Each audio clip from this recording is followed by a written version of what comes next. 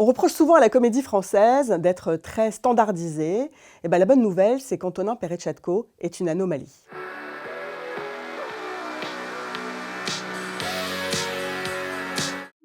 Comment je fais pour prendre l'avion? Je vais à Antibes.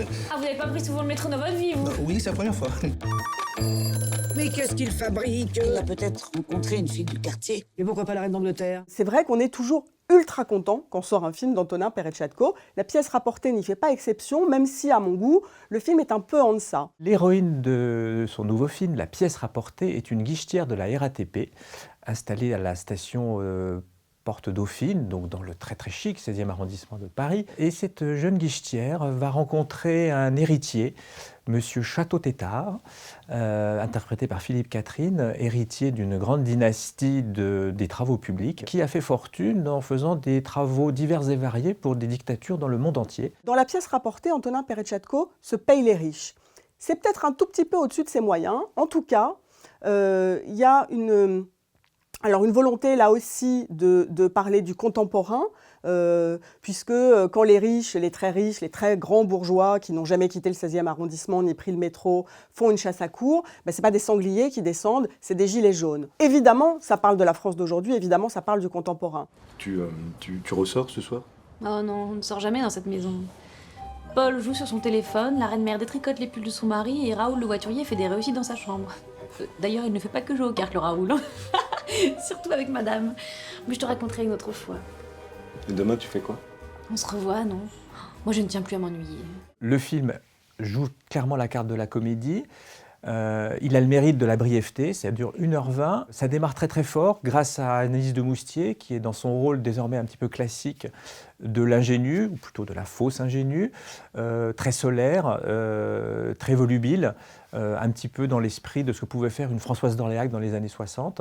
Donc comme d'habitude, Anaïs de Moustier est pétillante de bout en bout et irrésistible. Philippe Catherine, qui joue donc son mari, lui est dans le registre Catherine totalement décalé, totalement fou. Le duo qu'il forme avec Anaïs de Moustier fonctionne à tous les plans.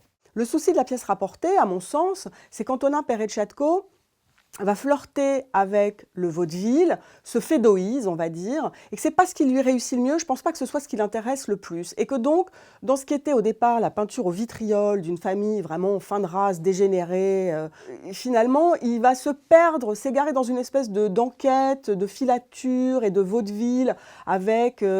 Voilà, Anaïs de Moustier retrouvée nue dans un étui de contrebasse, avec des rebondissements comme ça, qui ne sont pas, je pense, ce qu'il y a de plus intéressant dans le film. Faites-vous bien tout ce qu'il faut pour avoir un enfant. Maman, ce ne sont pas des choses qui se demandent à table. J'ai peut-être mon avis à donner? Non, vous l'avez pas. Quelqu'un en Rolls se marie avec quelqu'un du métro. À ton avis, qui y gagne? Bah tout le monde! Puisque le propriétaire de la Rolls obtient enfin ce qu'il n'a jamais pu acheter. L'amour! En revanche, ce qu'on aime beaucoup dans le film, c'est toujours les petits gimmicks, les petits grains de folie qui n'ont aucun sens, qui n'ont aucune raison d'être là, à part faire rire. Je pense au personnage de Josiane Balasco, par exemple, qui a une lubie, elle détricote des pulls jacquard à longueur de temps.